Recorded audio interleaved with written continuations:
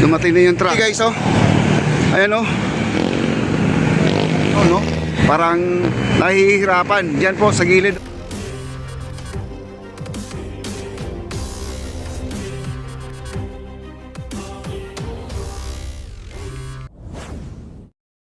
Mga kaibigan, nandito muli tayo sa ating update. Nandito po tayo sa may MacArthur Bridge.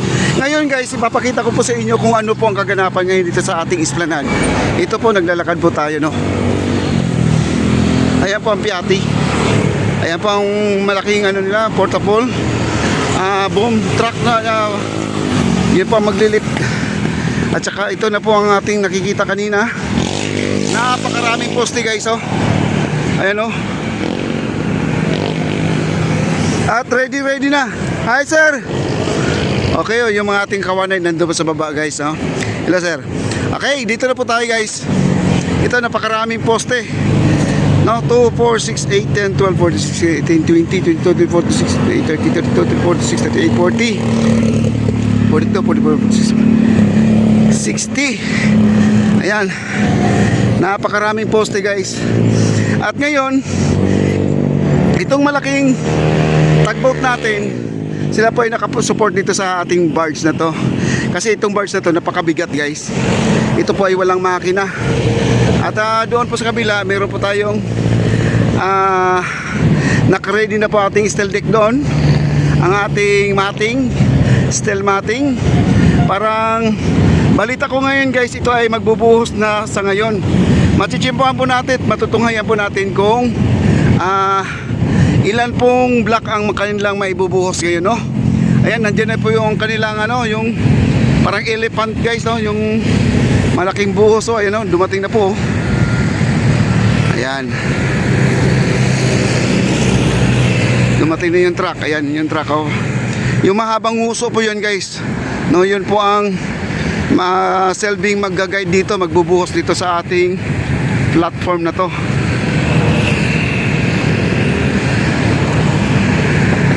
Wow. At itong kanilang file cap, nandito na po sila, paliko na po sila dito. Ayan, oh. Medyo tayo ay lingon-lingon na po sa likod natin kasi nandito po tayo sa likuran na, no. Ang ating mga poste na to, ayan pa, maraming mga poste pa doon, no. Ilan pa yon nandoon? 2, 4, 6, 5, 10, 25, 27 na poste nandun pa. Dito napakarami, nasa 60 pa to. At ang ating poste na to, yung nasa harapan natin, itong marami. Ito po ay patawid na po doon sa papuntang Arroceros na po ito guys, no? Ayan. Kaya ito po ang ating update ngayon. Napakaganda po kasi matagal na po nila tinatanong sa akin kailan daw uumpisahan ang ating Arroceros sa likod ng ating post office.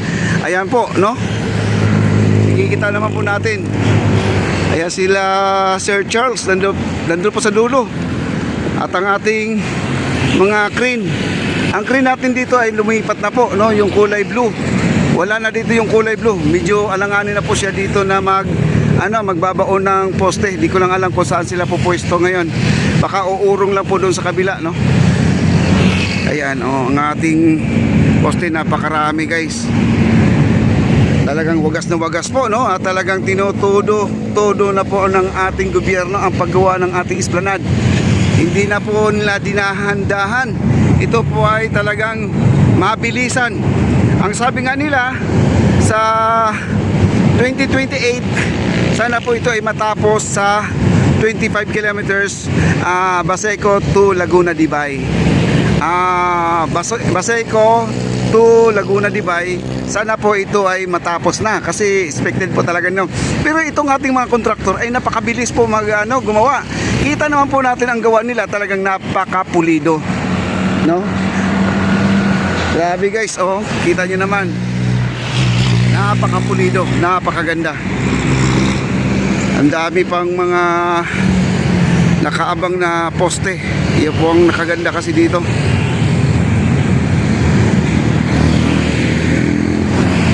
Ngayong gabi ay magbubuhos na po sila ng flooring dito sa ating Esplanade. Ready na po sila guys, no? Ayun.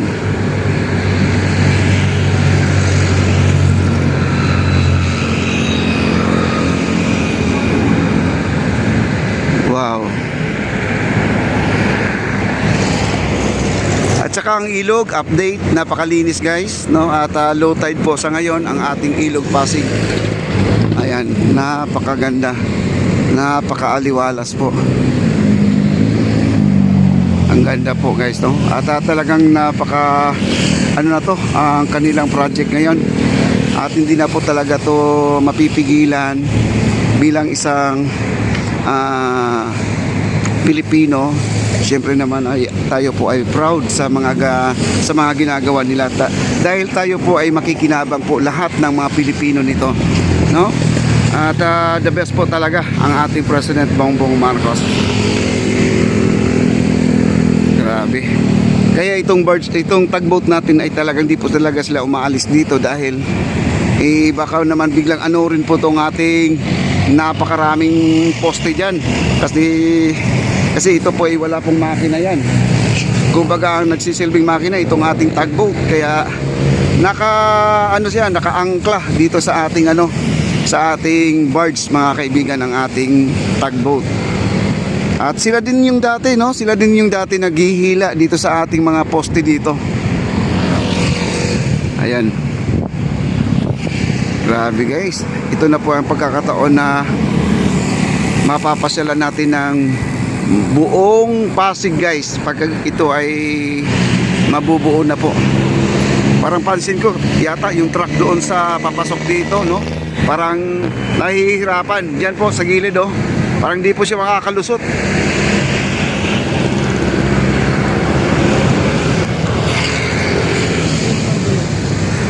Ayan, oh, parang di sila makakalusot. At ingat-ingat lang po tayo dito guys, kasi dito meron ditong mamaya biglang ma-magic po yung inyong mga cellphone, no? Ayan si Kuya, at kapag-update na rin, no? Grabe, galing.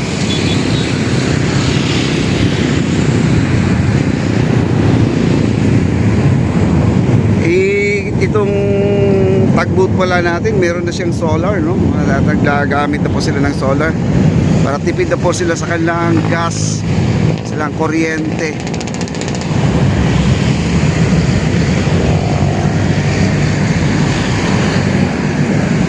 At saka dito guys, medyo malinis na.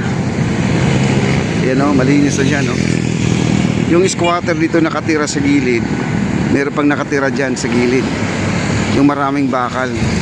Ayan, yung mga bakal na yan nandito, hindi po scrap yan, kundi yan ay ginagamit po nila yan, no? Yun po yung gamit nila doon sa Maestranza, Fort Santiago. Itong mga bakal na yan, yun po ang guide doon sa kanilang poste na pinagbabaunan nila dito sa ating ilog Pasig. Ayan.